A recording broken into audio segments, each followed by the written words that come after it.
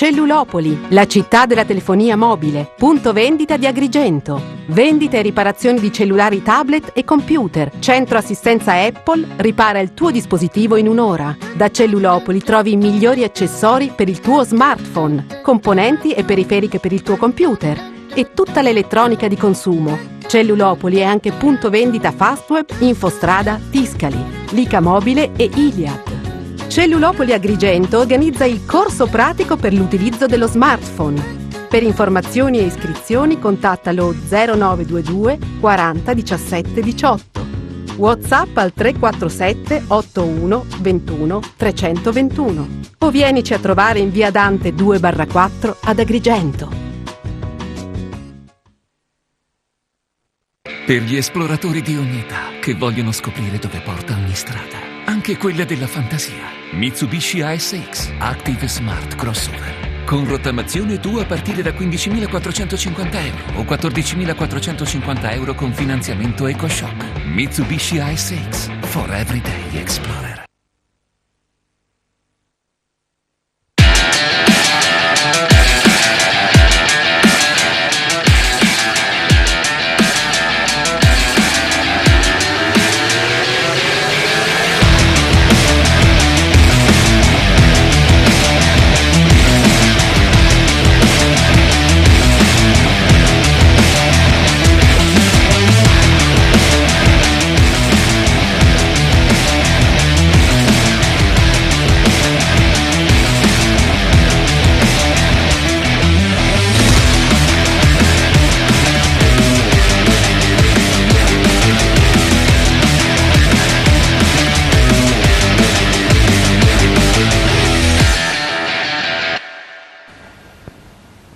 Buonasera a tutti e benvenuti alla quinta puntata di A Tutto Campo. È stata un weekend difficile per certi versi per le squadre agrigentine, alcune non hanno giocato come l'Acragas, la Fortitudo è attualmente in campo a Bergamo per una sfida importante di campionato, ma ne parleremo nel corso della puntata. Vi presento subito gli ospiti prima di lanciare la copertina. Martina Marangon della SEAP Paragone, il libero della SEAP, benvenuta Martina. Grazie. Un gradito ritorno, Carolina Falcucci, benvenuta ciao, Carolina. Ciao a tutti. E il direttore di Televideo Agrigento Arturo Cantella. Salve, bentornato Arturo. Buonasera anche agli ospiti. Allora, subito copertina, poi torniamo in studio, la commentiamo e parliamo di tanto altro.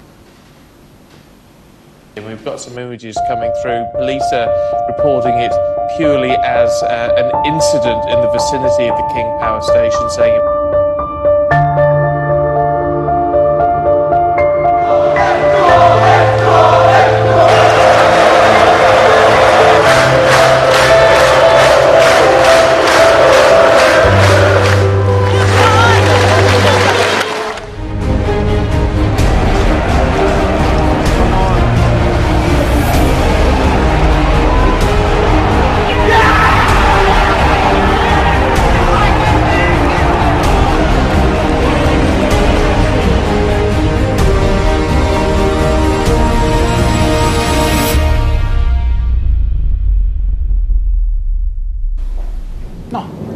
No.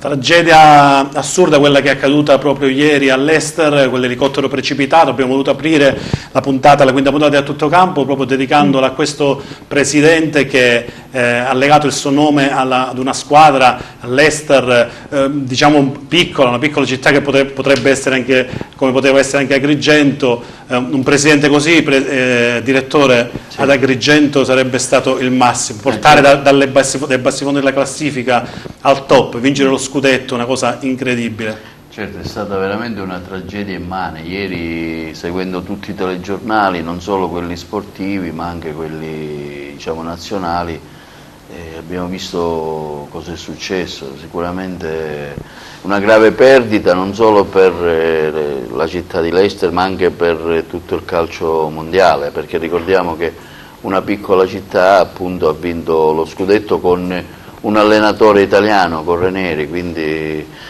diciamo è stata alle cronache di tutto il mondo sportivo, non solo inglese ma anche internazionale, quindi segno che quando c'è una buona organizzazione, quando c'è un buon presidente, insomma, e poi c'è l'impegno e la volontà anche dei giocatori, anche dell'allenatore italiano che ci ha messo anche del suo, chiaramente si riesce in queste imprese. Certo sono imprese, diciamo, un po' particolari, un po' difficili. Forse uniche e ripetibili. Raramente succede questo, però diciamo nel mondo del calcio ci sta.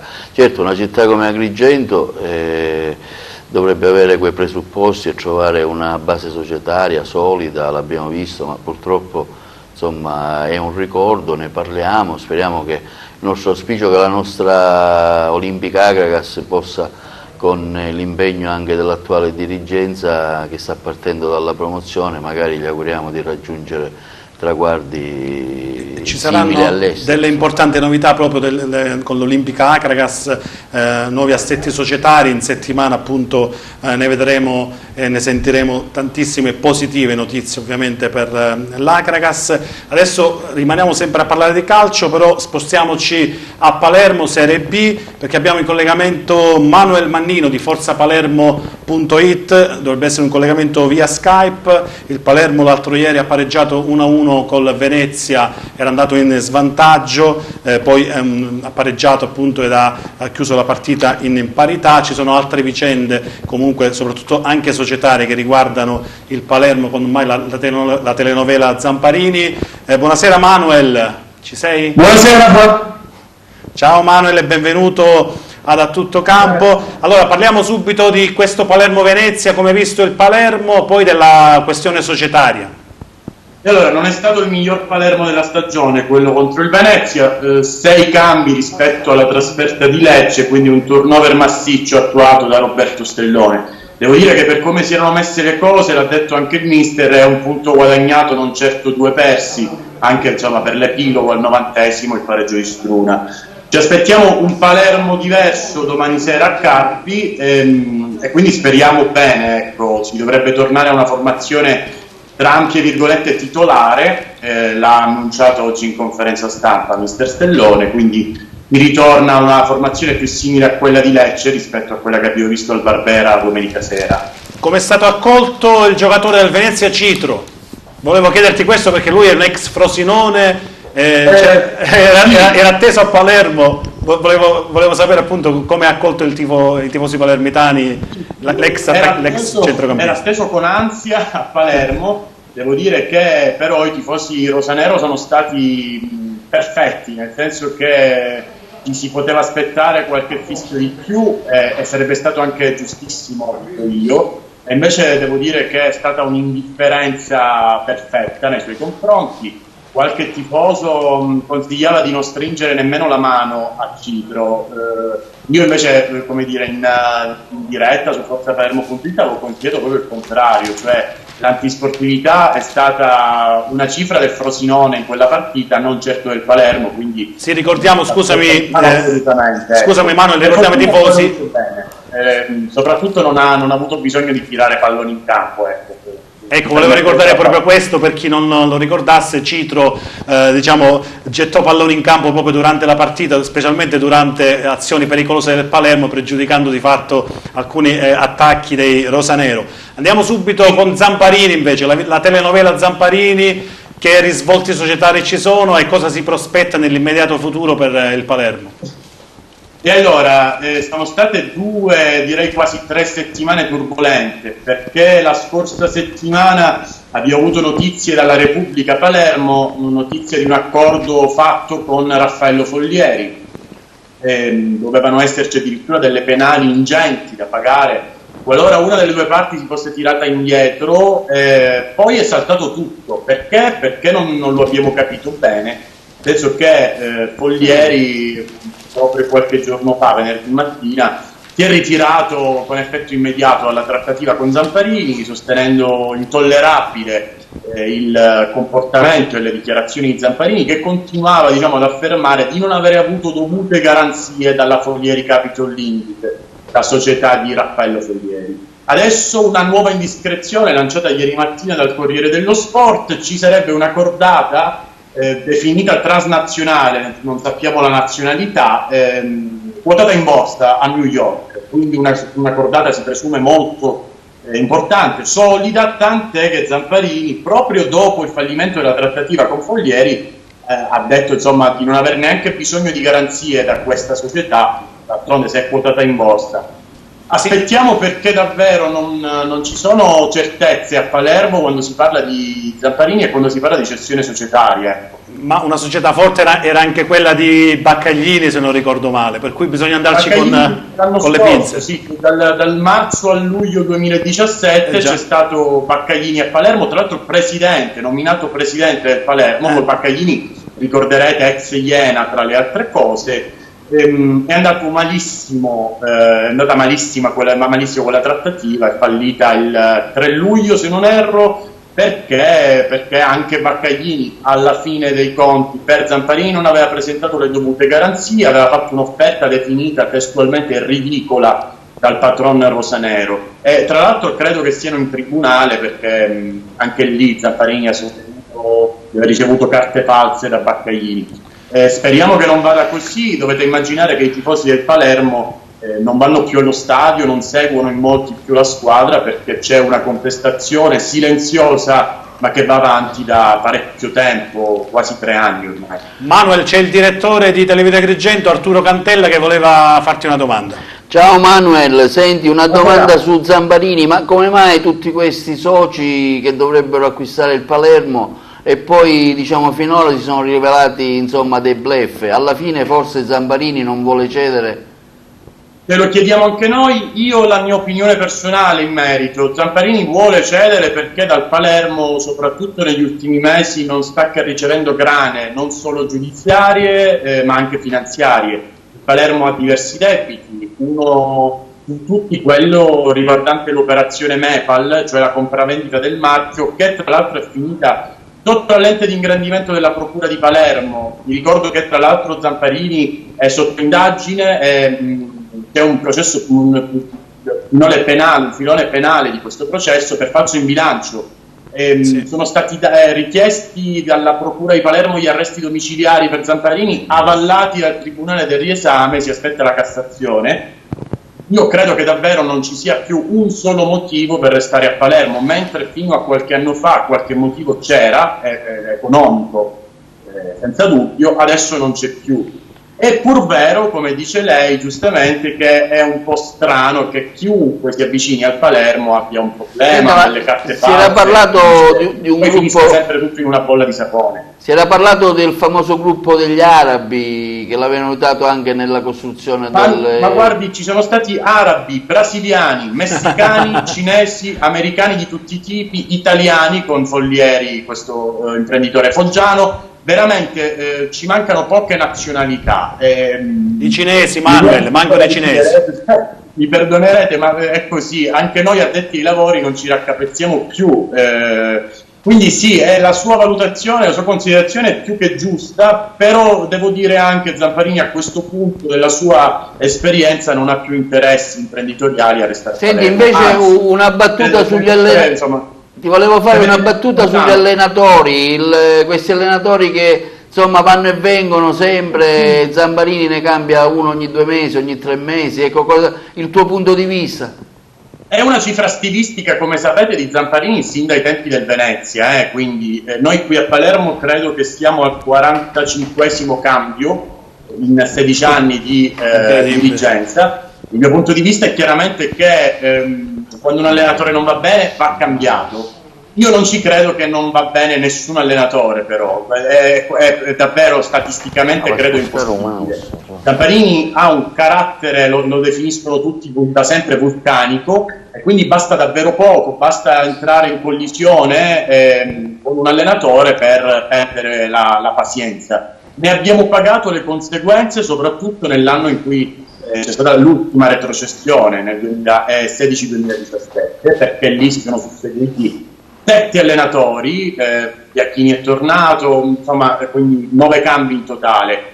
Ne subiamo le conseguenze, i tifosi in particolare ne subiscono le conseguenze. Stellone l'anno scorso non è stato esonerato, è andato via dopo la finale persa con i playoff perché voleva garanzie diverse per una squadra come dire, pronta per lottare direttamente per la Serie A. Era andato via, è stato richiamato Tedino perché non c'erano altre scelte, non si può prendere un terzo allenatore se ce ne sono già 2 sotto contratto. In realtà è successo però che Zamparini e Post sono riusciti a vendere i vari Nestorowski, Struna, Iaialo e quindi il Palermo oggi si trova con un organico di tutto rispetto, credo il migliore della Serie B, proprio perché non sono riusciti a vendere quei giocatori. Ecco perché Stellone ha accettato di tornare dopo l'esonero di Tedino. Grazie Manuel, ti ringrazio per il tuo intervento da tutto campo. Forza Palermo ovviamente domani per la difficile partita contro il Carpi. Palermo comunque terzo in classifica. Per Carpi è ultimo. Noi ci chiamiamo forzapalermo.it. Il Carpi è ultimo tra l'altro in classifica, quindi dovrebbe essere una partita insomma facile tra virgolette, no? Io credo che in Serie B partite facili non ce ne siano davvero. Speriamo in realtà che il Palermo abbia l'atteggiamento giusto. Il problema di questa squadra spesso non è tanto la qualità, il tasso tecnico, ma l'atteggiamento con cui si affrontano determinate partite. L'anno scorso, proprio contro il Carpi, all'andata, quindi in trasferta, una delle migliori prestazioni del Palermo, seppur terminata per 1-1. Speriamo che si ripeta la prestazione e magari con il bottino pieno. Ok, grazie Manu, ti ringrazio. Intanto stiamo vedendo proprio i risultati della nona giornata. Io colgo l'occasione per ringraziarti e salutarti per il tuo intervento da tutto campo. Grazie a voi, grazie a voi. Grazie, seguici sul canale 92, visibile anche a Palermo, e su televideoagrigento.tv. Grazie Manuel. Ciao, buonasera, grazie. Buonasera. Allora, Benevento Cremonese 2-1, Brescia Cosenza, prego la regia di tornare con la schermata. 1-0, Crotone Salernitana 1-1, Foggia Lecce 2-2, Verona Perugia 2-1, Livorno Ascoli 1-0, Padova Spezia 0-0, Palermo Venezia appunto 1-1, Pescara Cittadella 0-1, per una classifica che vede in vetta sempre il Pescara nonostante la sconfitta sorprendente con il Cittadella, 18 punti, segue il Verona 17, il Palermo a 15, via via tutte le altre chiudono proprio Foggia e Carpi a 5 punti, ma il Foggia ha meno 8 punti di penalità. Un Palermo che potrebbe a tutte le carte in regola per... Un Palermo che sta facendo il suo campionato, devo dire, insomma, lo seguiamo con molto interesse, poi è sempre una squadra siciliana.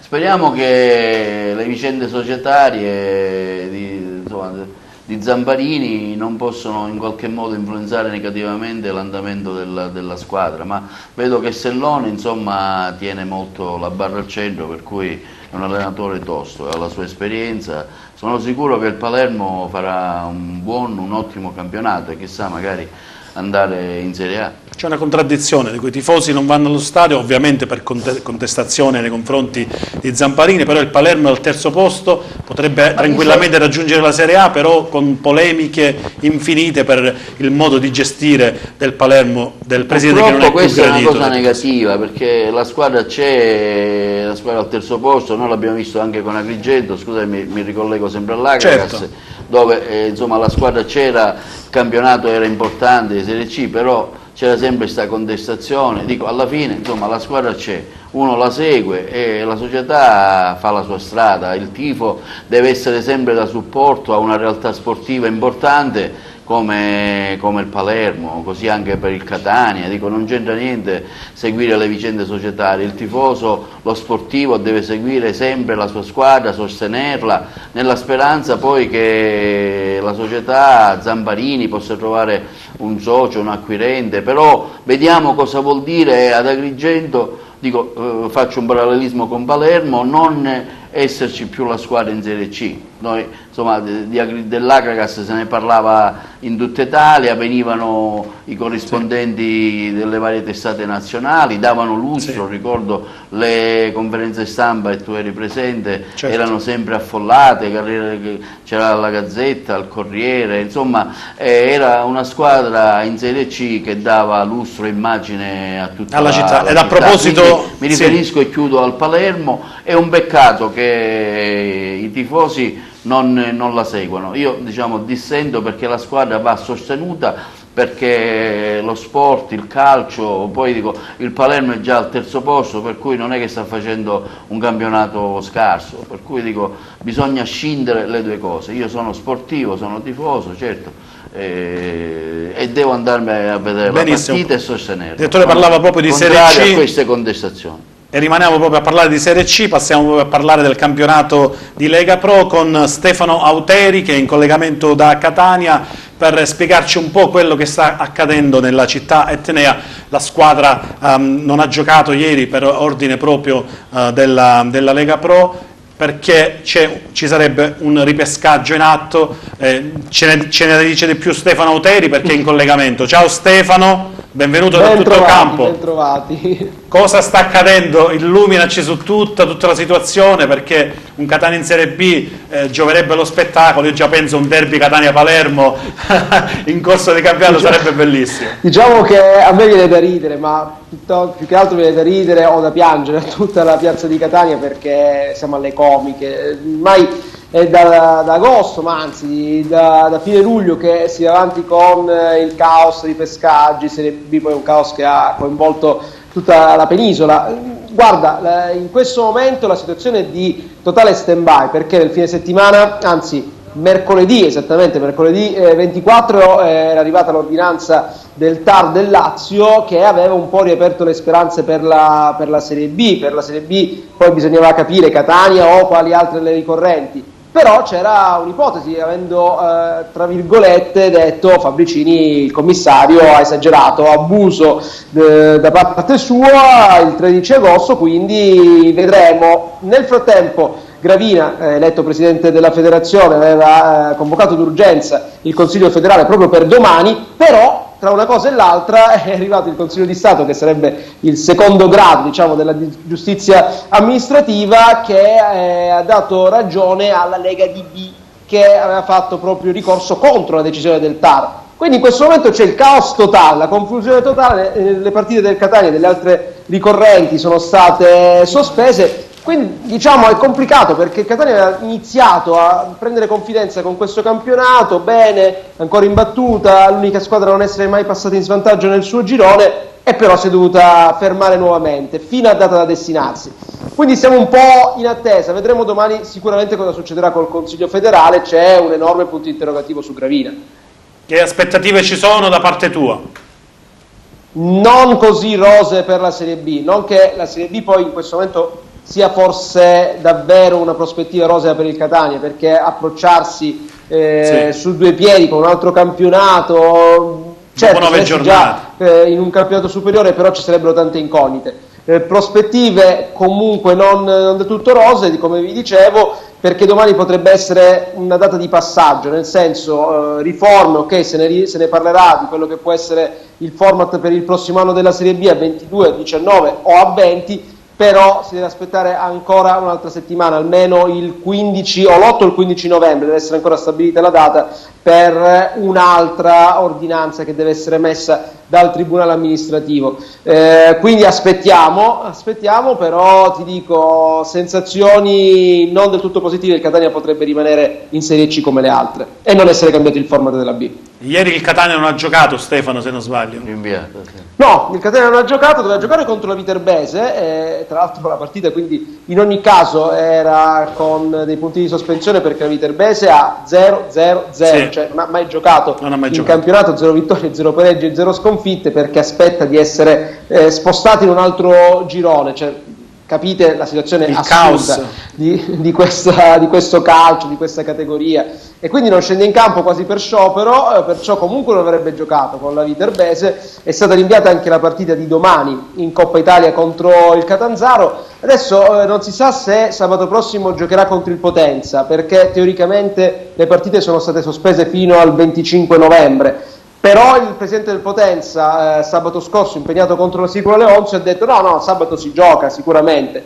questa sicurezza noi non ce l'abbiamo. E Sottile, l'allenatore del Catania, deve lavorare comunque con grandi difficoltà, perché poi non riesce a prendere il ritmo partita, la gara ufficiale, anche mentalmente è difficile adattarsi, tra Serie B e Serie C, se in questa altalena non fa sicuramente bene né alla piazza né alla tifoseria e né sicuramente ai giocatori. Stefano, il direttore di Televita Agrigento, Arturo Cantella, voleva farti una domanda. Ciao Stefano, noi seguiamo con molta passione anche questa vicenda del Catania, ne abbiamo parlato anche nella prima puntata. Sicuramente è una pagina triste, oscura, vergognosa di ciò che è il comportamento anche della Lega, perché dico, il Catania attualmente è terzo, se giocava ieri poteva anche vincere, aspirare anche al secondo posto. Ma la domanda che ti volevo fare è questa, ecco, la città come reagisce a questa situazione? È una gran bella domanda, perché inizialmente c'è stata una reazione forte per tutelare i propri diritti. Voleva la città a tutti i costi la Serie B, questo fino più o meno a metà settembre. Fino a metà settembre comunque c'era questa sensazione, i diritti devono essere rispettati, il Catania deve andare in B perché è un suo diritto. Adesso è un po' cambiata la percezione, perché ormai si è arrivati a novembre, è iniziato il campionato di C, e paradossalmente, anche se potrebbe essere un diritto, comunque la piazza vuole vedere la squadra in C giocare e conquistare la promozione sul campo, magari proprio perché Gravina potrebbe dire dall'anno prossimo si torna col format a 22 squadre in Serie B, dunque 7 promozioni dalla C e perciò una chance in più con 2 promozioni per girone, dunque una situazione anche tra virgolette favorevole, con un'opportunità in più. Molti tifosi pensano anche ai risarcimenti che potrebbero avvenire proprio per tutto ciò che è successo, quindi risarcimenti più una chance maggiore di essere promossi. Ed un campionato che ormai è novembre, forse sai che quasi quasi è meglio rimanere dove siamo, perdere un anno per avere più soldi e comunque una chance in più per andare in Serie B. Questa è la percezione della piazza, poi si può essere più o meno d'accordo, però è una percezione particolare, visto che fino a un mese fa invece c'era la voglia solo ed esclusivamente di tutelare un proprio diritto. Io sono d'accordo con quanto ti ho detto, ecco, la migliore promozione è quella che si ha sul campo, vincendo e facendo anche godere i tifosi, gli sportivi, e sostenere sempre la squadra. Tra l'altro quest'anno, col fatto che le promozioni sono aumentate, è possibile che anche il Trapani insieme al Catania ce la possono fare, certo, e tornare a livelli, diciamo, del calcio di un certo livello, che è quello di Serie B, senza nulla togliere alla Serie C. Anche perché il Catania è una squadra attrezzata per provare la Serie B, sarà un campionato sicuramente avvincente con i rossazzurri protagonisti. Stefano, grazie a voi. Sì, grazie Stefano per il tuo intervento. Ti invito sempre a seguirci sul canale 92, visibile anche a Catania, e su televitaagrigento.tv. Ti mando i saluti e arrivederci alla prossima. Grazie Stefano. A voi, grazie. Subito classifica risultati di Serie C. Vediamo proprio il Catania che si è fermato per forza di causa maggiore, non solo per ordine della Lega, ma perché la Viterbese non sarebbe scesa in campo. Bisceglie Paganese 2-2, Cavese Trapani 1-0, una sconfitta per i trapanesi a Cava. Sicula Leonzio Potenza 2-1, Monopoli Catanzaro 0-0, Regina Viestabia 1-1, Rieti Siracusa 1-2, Francavilla Rende 1-2, Catania Viterbese, come dicevamo, rinviata, in corso Casertana Vibonese.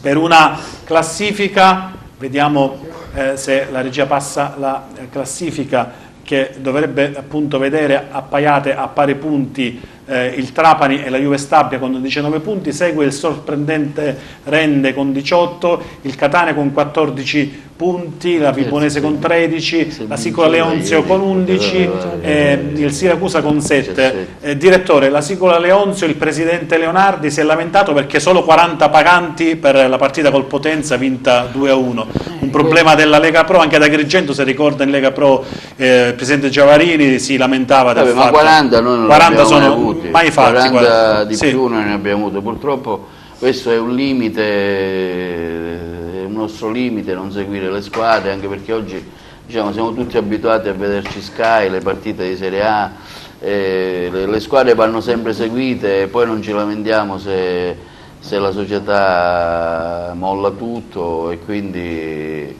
peccato, dico, è un peccato. Invece volevo chiedere a Carolina, il tifo quando incide, Carolina, in una partita come quella per esempio di Santa Teresa? Incide molto, nel senso che a livello mentale magari se sei in un momento su, allora sì, è facile avere ancora più entusiasmo, mentre al contrario l'avversario in un momento no, che già magari ha tutti i suoi pensieri, insomma, il tifo contro è tosto. Cioè, Martina, come ti sei trovata dopo quel primo set che avete praticamente sfiorato di vincere, poi secondo e terzo set il crollo, quando è inciso il tifo?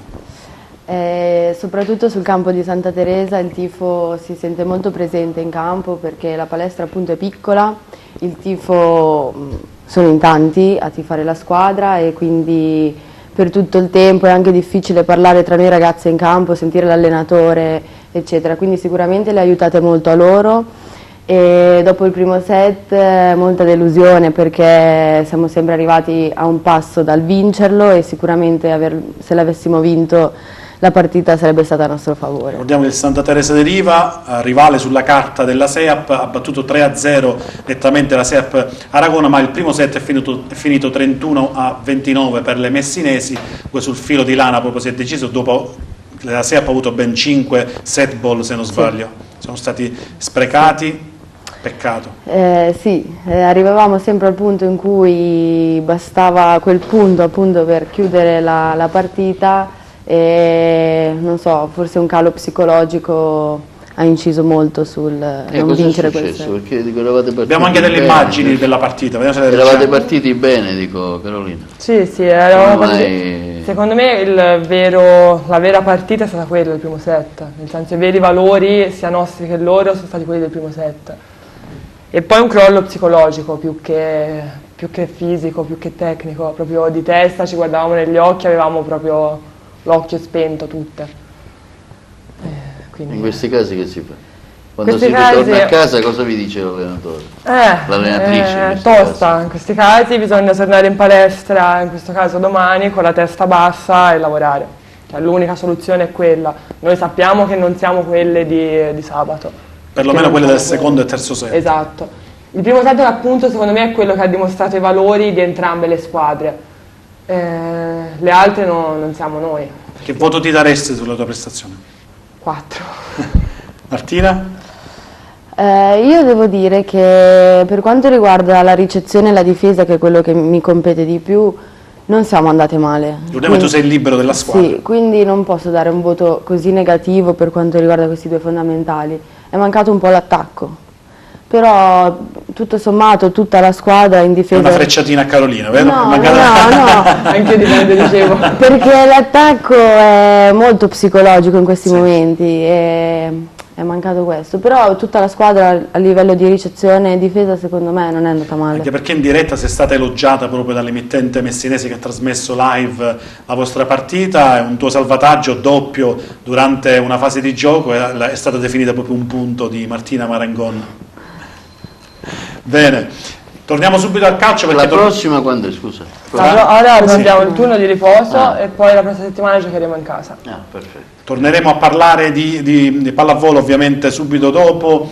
Prima Serie D, abbiamo la classifica e i risultati della Serie D, vediamo se la regia li passa. Serie D di calcio ovviamente, con la San Cataldese che ha pareggiato ed ha impattato sorprendentemente in casa con il Città di Messina che era ultimo, ma il Bari, come vedete, ha battuto la seconda, l'inseguitrice, praticamente per 3-0, sconfitta per la Cireale Cittanova 3-2, Marsala Turris 0-0, rinviata Messina Castrovillari per il maltempo, Nogerina Gea Virtus 2-1, Roccella Palmese 2-2, grande vittoria del Gela in Calabria Rotonda per 4-2, San Cataldese, come dicevo, Città di Messina 0-0, Troina Portici 1-2. Ricordiamo il Troina l'anno scorso stava puntando alla Serie C proprio punto a punto con la Vibonese, per una classifica che vede 17 punti il Bari, ormai sulla carta è la squadra praticamente accreditata al grande salto di categoria. L'Ocirina segue a 14, il Locri 13, la prima siciliana, la San Cataldese 11, poi il Gela, altre siciliane, la Cireale con 10 e il Marsala con 9, e chiudono le messinesi con il Messina, la CR Messina e il Città di Messina a 3 punti, senza dimenticare il Troina a 8 e l'Igea Virtus a 4, un campionato pieno di squadre siciliane. Si spera ovviamente che riescano a salvarsi tutte e chissà a qualche sorpresa anche in fase di ripescaggi, perché secondo me, direttore, questo Bari è imbattibile quest'anno, perlomeno per la squadra che De Laurentiis, il presidente del Napoli, ha allestito. Ma certo, il Bari è una squadra, ricordiamolo, ha militato in Serie A, quindi diciamo, poi per una serie di vicissitudini societarie è stata comprata, è stata rifondata, secondo me ha tutte le carte in regola per tornare a quella squadra, insomma a quella serie superiore sicuramente importante. Benissimo. Comunque devo dire anche complimenti al Gela, sì, che nella nostra provincia non abbiamo purtroppo squadre che... Ci doveva essere l'Agragas, ma esserci, come sappiamo siamo ripartiti dalla promozione. Dico, il Gela mi piace, vedo che fa sempre delle belle partite, speriamo che continui così. Possa continuare così. Benissimo, spot, poi torniamo in studio e continuiamo a parlare di pallavolo e arriviamo poi all'Agragas, ovviamente. SAE2 SRL è unica concessionaria in provincia di Agrigento dei marchi Mitsubishi e SsangYong. SAE2 SRL propone diversi modelli tra cui SX, Space Star e Tigre. Propone inoltre usato garantito anche a chilometri zero e mette a disposizione della clientela servizi di manutenzione e diagnosi. Ecco qualche esempio.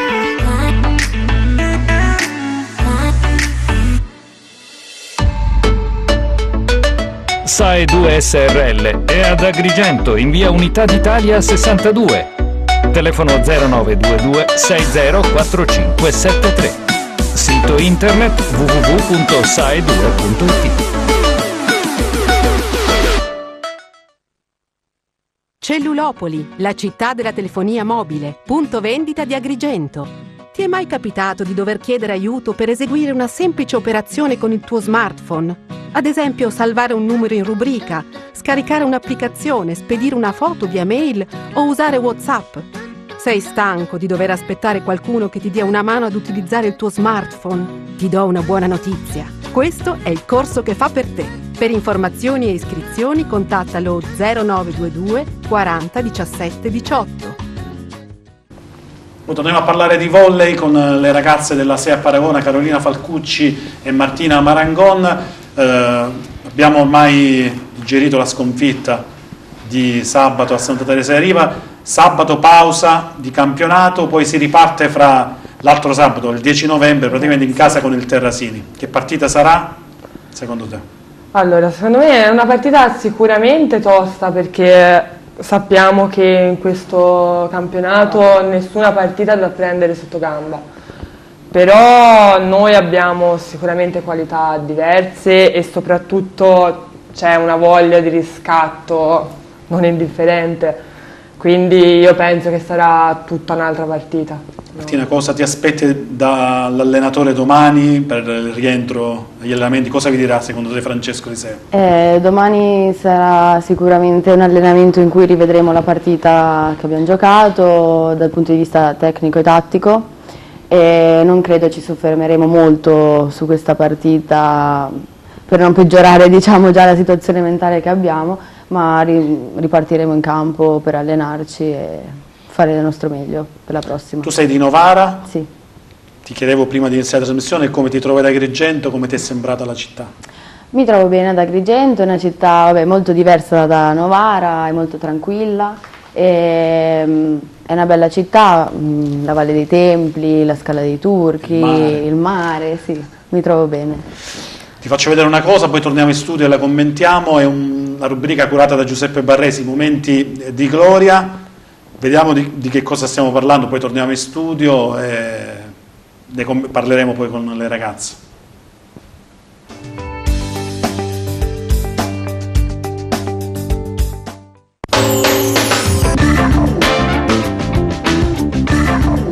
Il Schumacher è fuori, abbiamo regalato alle americane questo set 25-22, abbiamo proprio regalato questo set alle statunitensi.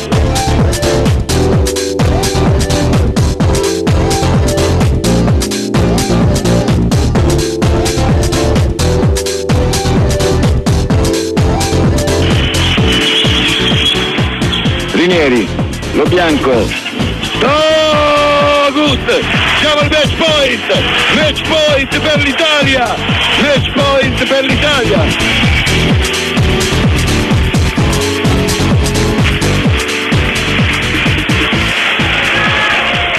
Il Sara Cross Battle, Togut, Lo Bianco, Togut, campioni del mondo, campioni del mondo, campioni del mondo!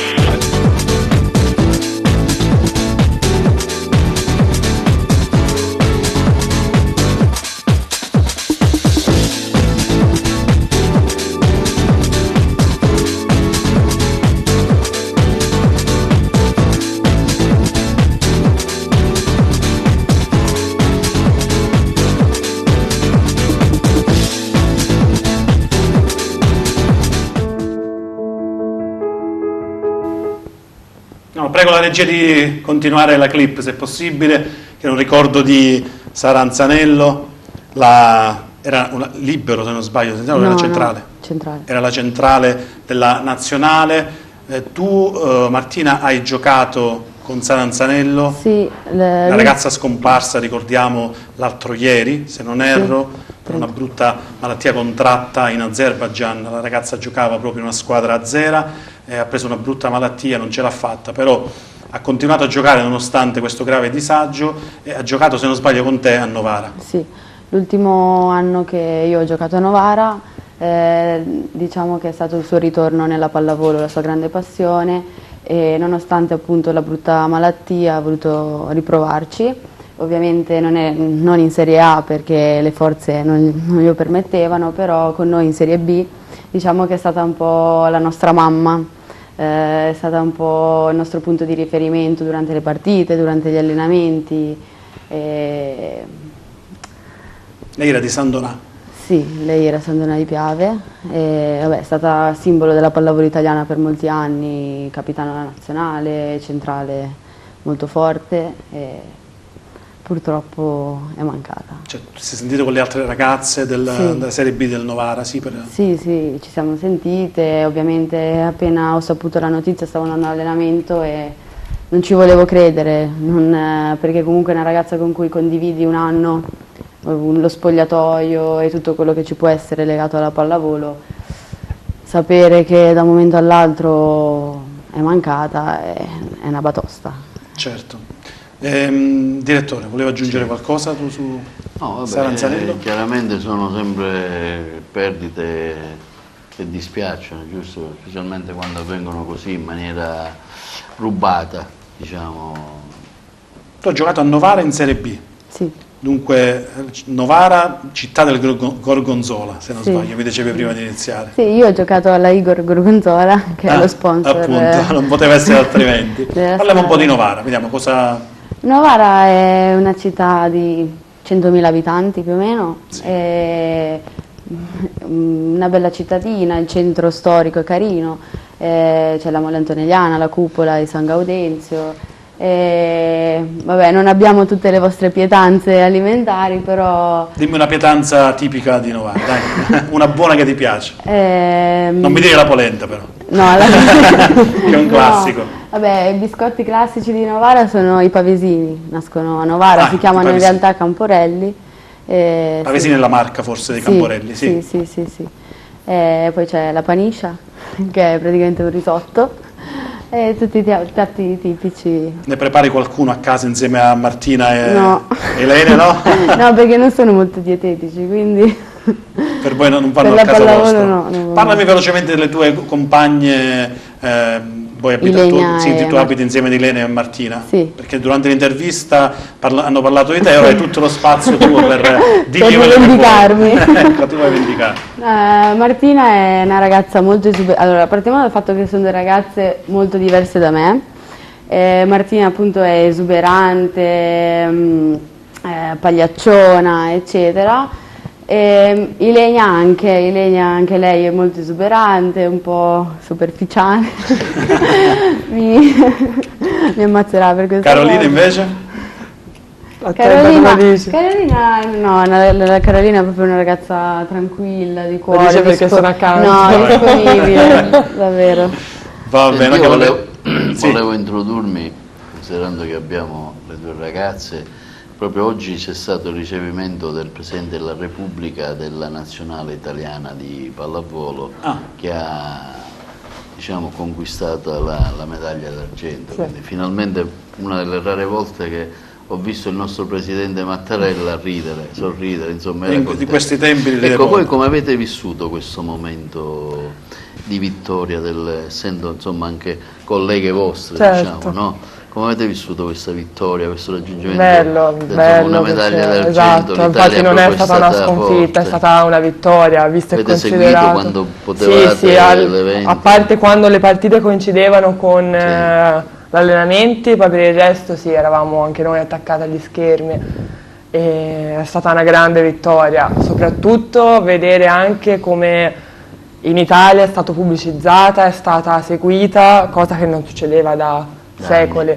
Esatto. Avere la prima pagina sportiva finalmente dedicata alla pallavolo, sono piccoli traguardi che però per la pallavolo, che magari viene considerato uno sport secondario, è tanto. Molto, Martina, molto. hai avuto modo di seguire tu quando non ero in l'evento, palestra, è una sì, tua insieme alle altre impressione? ragazze eravamo lì a seguire, ci abbiamo sperato fino alla fine per loro, però è andata così. Comunque è una squadra molto giovane che sicuramente potrà fare molto bene, il livello è alto. Subito classifica e risultati della terza giornata di campionato di Serie B2 di pallavolo. Vediamo con la SEAP appunto che ha perso a Santa Teresa di Riva 3-0, Giarre che vince a Castelvetrano 3-0, Palermo Nola 3-0, Sifi Condor Catania Pedara 3-1, Mediolanum Volley e Reggio Calabria 0-3, Nemesi Stabia Terrasini 3-0, Terrasini che andremo a sfidare fra pochi giorni. Per una classifica che vede in vetta a punteggio pieno Santa Teresa di Riva con 9 punti, segue Catania e Giarre con 7, Aragona con 6, appaiata insieme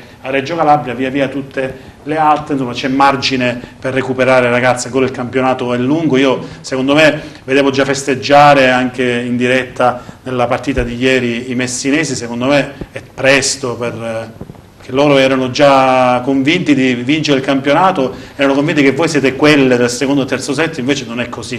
No, assolutamente. No. Anche perché loro dovranno tornare ad Agrigento e io penso che sarà dura, anche perché mancavano 2 giocatrici comunque importanti per i cambi e io spero che al girone di ritorno loro ci saranno e quindi avremo modo anche di cambiare un po' la squadra in campo.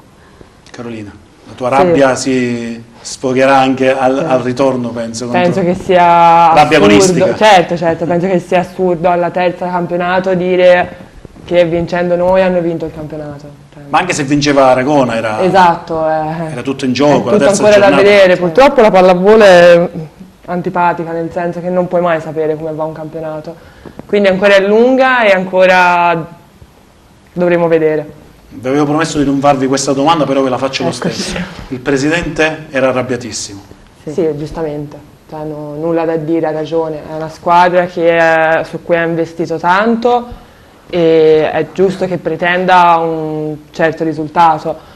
E è ovvio che uno dice vabbè, una sconfitta alla terza di campionato non è niente. Invece insomma una sconfitta per noi che abbiamo obiettivi così importanti vuol dire. è giusto che sia arrabbiato e è giusto che noi da domani rincominciamo con un altro spirito. Infatti subito basket, in corso Bergamo-Fortitudo, però abbiamo modo di vedere risultati e classifica della Serie A2 di basket.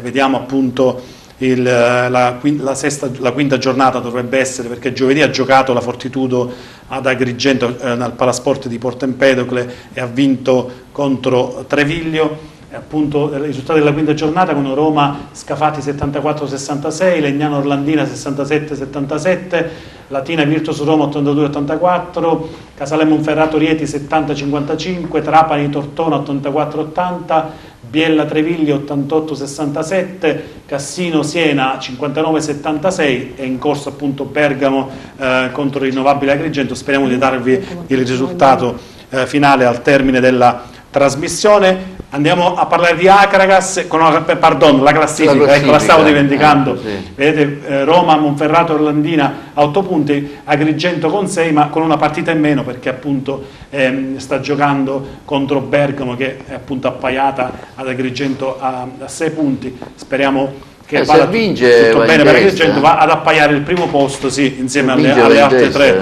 Comunque forza Fortitudo. Fortitudo è una bella squadra, dico, noi la seguiamo con passione, devo dire anche da parte dei tifosi fanno tanta animazione, tanto sostegno. Sta crescendo l'entusiasmo. È una bella realtà, speriamo. Nostro augurio a tutta la squadra, al coach Ciani, anche al presidente Moncada, che quest'anno, anche perché quest'anno si aumenta la promozione, quindi aumentano le squadre che verranno promosse, per cui può darsi che faccia il salto di qualità. 1-1 per l'Agrigento sarebbe bellissimo, una cosa mai verificata. Bella esperienza da fare. Subito risultati e classifica di promozione. Ieri l'Acragas non ha giocato per il rinvio dovuto appunto all'allerta meteo della protezione civile.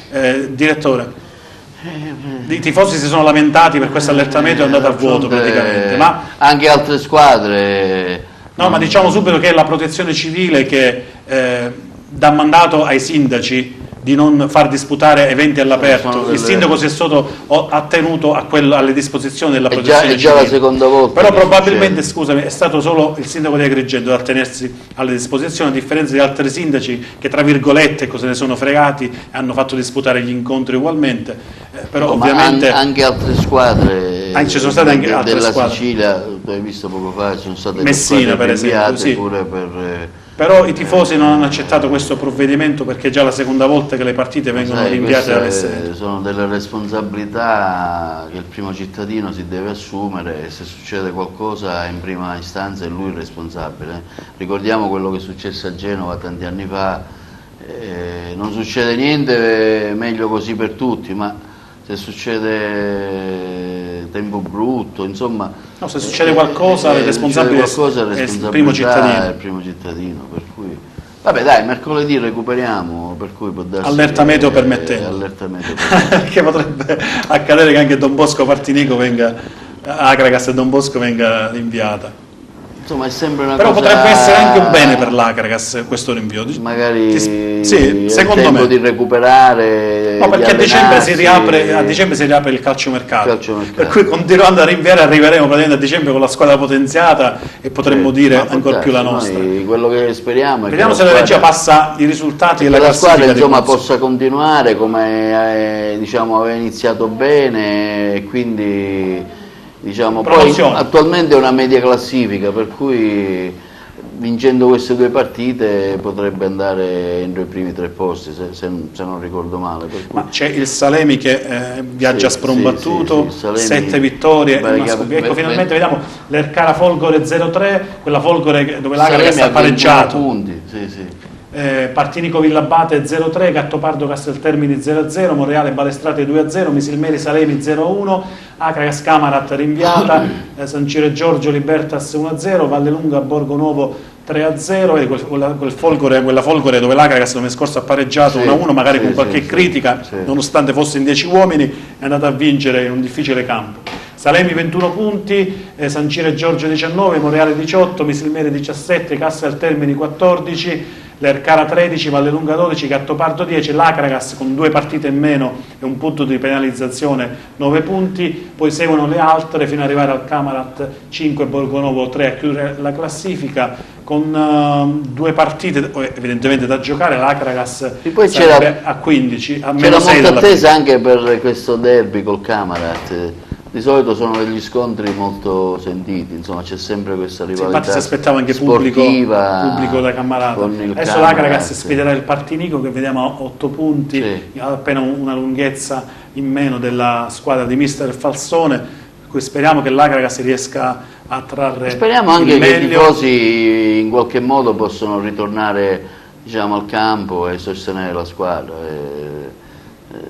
L'Acragas dell'anno scorso è un capitolo chiuso, c'è questo nuovo capitolo, insomma dobbiamo pensare al futuro, ad una nuova società che si sta formando. È importante anche questa nuova società che sta mostrando tanta buona volontà, speriamo che, come tu dicevi, ci sono delle novità, diciamo, societarie. Non possiamo anticipare nulla, però ci sono delle novità societarie che in settimana dovrebbero... Noi aspettiamo, diciamo, l'ufficialità dei momenti, diamo atto all'ex assessore Amico che diciamo, ha voluto fortemente questo nuovo percorso e speriamo anche che ci siano degli sponsor, il campionato costa di meno, però insomma i buoni propositi c'erano all'inizio del campionato. Bene, subito calcio a 5 con i risultati della classifica, che siamo già forse fuori tempo massimo perché dobbiamo sbrigarci. Risultati di classifica del calcio a 5 con l'Acragas Futsal che è stata sconfitta di brutto a Ispica per 11-2, una sconfitta tra l'altro contro una diretta concorrente. Ho sentito dirigenti letteralmente infuriati contro i giocatori dell'Acragas Futsal. Calcio a 5 che appunto dovremmo vedere la classifica di risultati. Questa è la pallamano, calcio a 5 di Serie B, dovrebbe esserci il comunque l'Acragas è a 3 punti, praticamente a pari punti con l'Ispica. Ecco qua abbiamo le immagini appunto della partita dell'Acragas Futsal in casa di 2 settimane fa, che ha visto comunque anche sconfitta la squadra di mister Castiglione. Speriamo in una pronta ripresa della squadra agrigentina, perché molti dirigenti appunto hanno speso tempo e denaro per cercare di riportare il grande calcio, il grande futsal ad Agrigento. Dovremmo invitarli. Sì, io avevo già invitato mister Castiglione, ma purtroppo per motivi di lavoro mi non pare è potuto. Che giocano allo Sport Village, tra qualche settimana finalmente li vedremo ad Agrigento nella nuova palestra distrettuale, per cui dovremmo finalmente averli vicino e chissà che magari giocare in casa. È già pronta la nuova palestra per diciamo, è già pronta, si aspettano solo delle autorizzazioni. Si aspettano solo le autorizzazioni. Si aprirà agli eventi agonistici. Tempi burocratici, solo si aspettano, per cui dovrebbe aprire a breve. A questo punto vi passerei alla pallamano. Abbiamo la pallamano femminile di Serie 2 con i risultati della classifica, un torneo, questa è la pallamano maschile, vabbè, la vediamo pure, Girgenti pallamano 4 punti, l'Albatro a 4 punti, praticamente a punteggio pieno con 2 partite. Ricordiamo la pallamano Girgenti, storica squadra che ha militato fino a pochi anni fa in Serie A1, giocava a Favara nel Palasport, adesso stanno ripartendo dalla Serie B con buoni auspici, per cui speriamo di rivedere ad alti livelli la pallamano ad Agrigento. Anche loro dovrebbero giocare alla palestra distrettuale, perché giocano per ora un po' ovunque, perché per mancanza di impianti. Vediamo se la regia mi passa adesso la pallamano femminile, perché siamo in Serie 2, ci sono squadre, ecco, poche squadre in Serie A2, purtroppo non è uno sport forse come la pallavolo molto semplice, però ci sono poche squadre, anche se sono in Serie A2.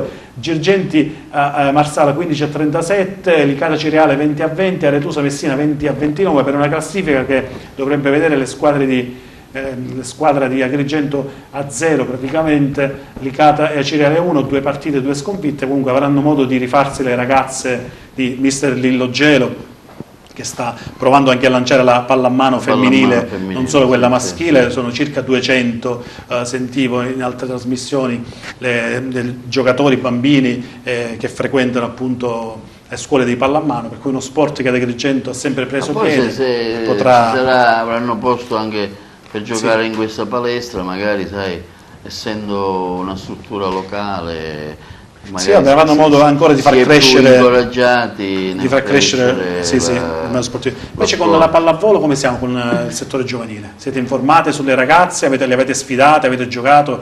La Sicorello per esempio gioca in prima squadra con voi, viene dal settore giovanile della SEAP. Io sinceramente non ho idea di qui a Agrigento come sia il settore giovanile, nel senso che ho sempre fatto tutte le giovanili, esatto, e io tutte le mie giovanili sono sempre state al centro, sì. Quindi non so qui come sia. Mi era stato parlato di un buon settore.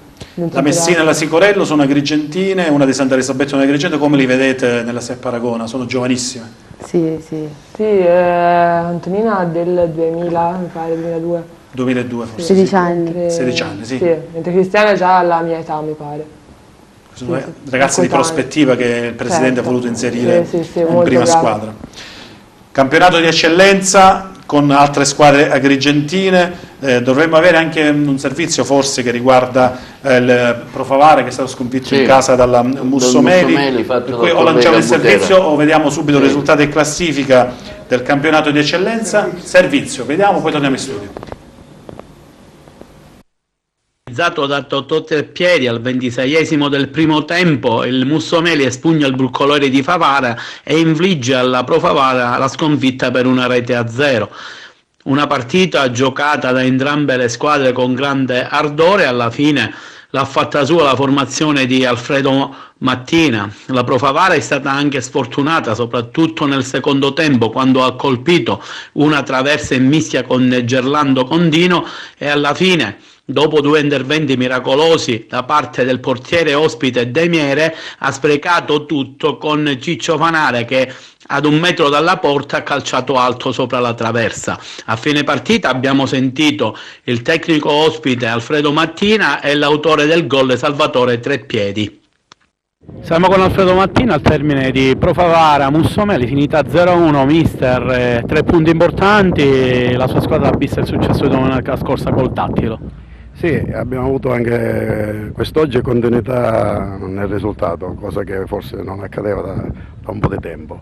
I ragazzi hanno giocato con anima, perché il venire a giocare qua a Favara con qualsiasi squadra mettono in campo è sempre difficile prendere punti, è sempre difficile giocarci, che sembra un ambiente un po' focoso, un po' caldo, per cui penso che la vittoria sia stata meritata nonostante le assenze di queste leader che abbiamo avuto, però questo la squadra già è amalgamata bene, soffre, corre e mi dà ampia garanzia anche per un futuro prossimo.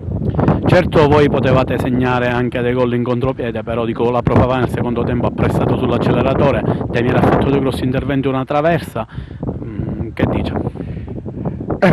Non è che le partite si vincono giocando da sole, ci sono anche gli avversari e infatti dico che gli avversari sono di tutto rispetto, hanno dimostrato di essere una buonissima squadra nonostante l'assenza di Priolo e Davide Di Marco, perciò dico dall'assenza eravamo alla pari. La partita è stata a nostro favore, abbiamo segnato un bellissimo gol su una bellissima verticalizzazione centrale tra Treppiedi e Fabio Messina e l'abbiamo condotta fino alla fine. Sì, il gol magari all'inizio del secondo tempo poteva essere qualcuno in più perché abbiamo avuto ampi spazi per poter fare il secondo gol. Siamo con Totò Treppiedi, autore del gol che vasso i 3 punti per il Mussomeli, una gara difficile, si sapeva alla vigilia, però l'avete fatta vostra. Sì, senza dubbio, sapevamo l'importanza della gara, ma soprattutto le difficoltà che potevamo incontrare oggi, però lascia stare il mio gol, non mi interessa niente, l'importante è che abbiamo fatto 3 punti, bottino pieno, che continuiamo con il nostro entusiasmo, come ho detto domenica scorsa, ma soprattutto ci proietta domenica prossima, dove andremo a affrontare una grande squadra fuori casa, con la speranza di fare bene anche lì. Quindi ripeto, una vittoria che porta entusiasmo e continua. Tu non vuoi parlare del gol, invece il gol è stato molto molto bello, ben congegnato, diciamo che Fabio Messina ti ha messo proprio in porta. Fabio Messina è giocatore vero, non è che lo stiamo conoscendo adesso, mi ha dato una grande palla, io ho avuto la fortuna di inserirmi, di trovarmi là al momento giusto, la palla per fortuna è entrata e siamo portati via questi 3 punti fondamentali. Complimenti al Mussomeli per la vittoria, purtroppo per il Pro Favara del nostro ex Gerlando Contino. Subito risultati e classifica di eccellenza perché siamo in chiusura con il Canicattì che batte il Partinico Daci 4-1 in rimonta, era sotto di un gol la squadra canicattinese, poi rimonta 4-1, risponde Licata 5-0 a Castellammare, altre agrigentine, il Pro Favara appunto sconfitto dal Mussomeli, il derby Marsala-Mazzara è stato vinto dal Marsala 1912 per 1-0, per una classifica che non vede più il Mazzara appaiato in vetta, perché le due squadre in testa in classifica sono Canicattì e Licata appunto con 21 punti, seguono Mazzara e Sant'Agata 18, l'altra agrigentina il Pro Favara a 7 punti. Subito la prima categoria, ci occupiamo da questa settimana anche della categoria che vede l'Empedoclina appunto impegnato in questo torneo. Con l'Empedoclina appunto ha vinto a Piazza Armerina 2-1, Aragona Nissa 3-3, Caltanissetta Ravanusa 0-0, Gemini Agira 2-1, Leonfortese Raffadali 3-2, Villarosa Branciforti 1-0, Cittadini Cosia Master Pro si giocherà il 1° novembre. Vediamo la classifica rapidamente. Insomma, il 1° novembre non è proprio una data. Allora, Leonfortese e Raffadali 9, appunto la Leonfortese ha battuto la squadra l'Angelo Cuffaro Raffadali, l'ha appaiata in testa, segue la Nissa con 8, l'Empedoclina 7, e via via le altre, il Gemini 5, l'Aragona 4, la Ravanusa 4, chiude il Città di Nicosia a 0 punti. Torniamo subito in studio per i saluti, poi alla fine lanceremo un servizio che riguarderà la Colimbetra Nuoto, una piscina, una scuola di nuoto appunto appena nata ad Agrigento. Martina, allora tu volevi ovviamente invitare i tifosi e intanto a venire il giorno 10 a seguirvi contro Terrasini. Sì, venite tutti al Palanicosia a fare il tifo e niente, vi aspettiamo. Volevi salutare qualcuno pure che ci sta seguendo da Novara? Perché i miei genitori, i miei amici, mia nonna, vi saluto, un bacio. Volevi anche salutare qualcun altro, però dai, dilla. Te la faccio dire. Volevi salutare il tuo ragazzo che è a Napoli? Sì, saluto anche Antonio e ci vediamo presto. Il cuoricino mandaglielo, dai. Non ci credo. Carolina. Io saluto tutti a casa invece e ci vediamo presto. Ciao. Direttore? Io saluto i nostri telespettatori nella speranza che ci seguano sempre e che diano sostegno anche alla nostra emittente.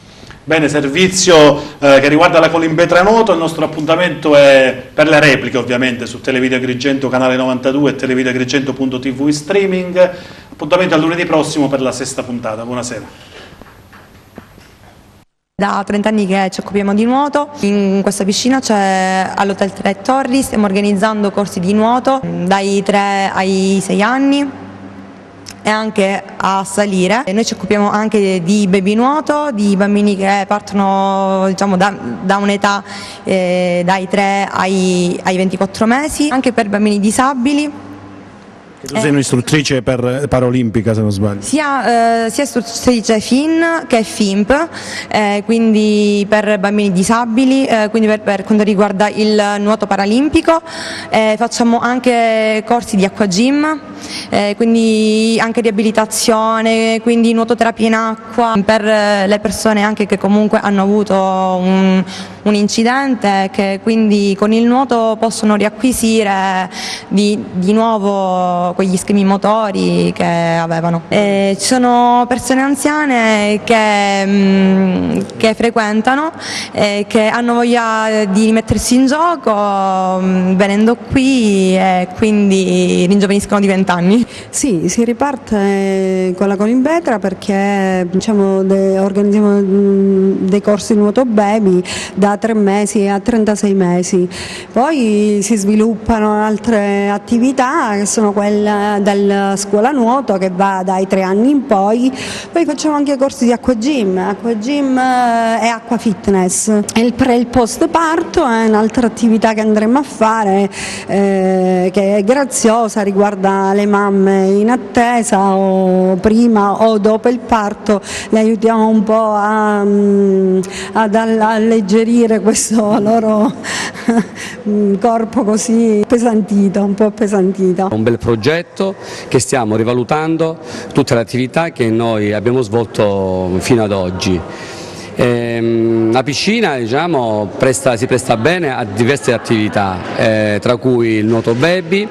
Ci tengo a precisare che noi faremo per bambini da 3 a 36 mesi e poi da 3 anni in poi, quindi nuoto baby da 3 a 36 e scuola nuoto bambini da 3 anni in poi. Tengo a precisare che qui svolgeremo attività di nuoto baby per bambini da 3 mesi a 36 mesi.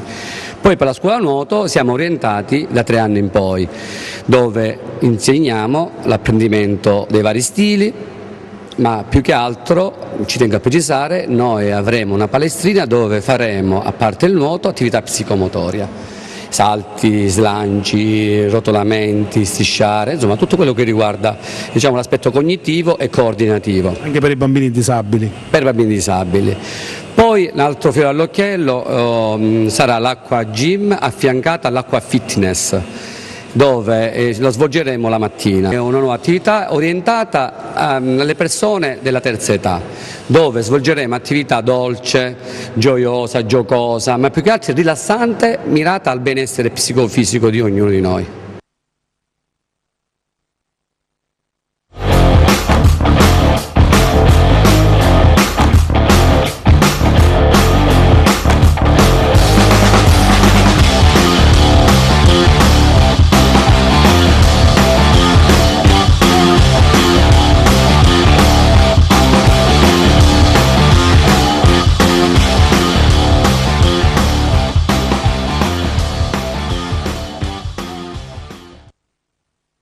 Cellulopoli, la città della telefonia mobile, punto vendita di Agrigento. Vendita e riparazioni di cellulari, tablet e computer. Centro assistenza Apple, ripara il tuo dispositivo in un'ora. Da Cellulopoli trovi i migliori accessori per il tuo smartphone, componenti e periferiche per il tuo computer e tutta l'elettronica di consumo. Cellulopoli è anche punto vendita Fastweb, Infostrada, Tiscali, Lica Mobile e Iliad.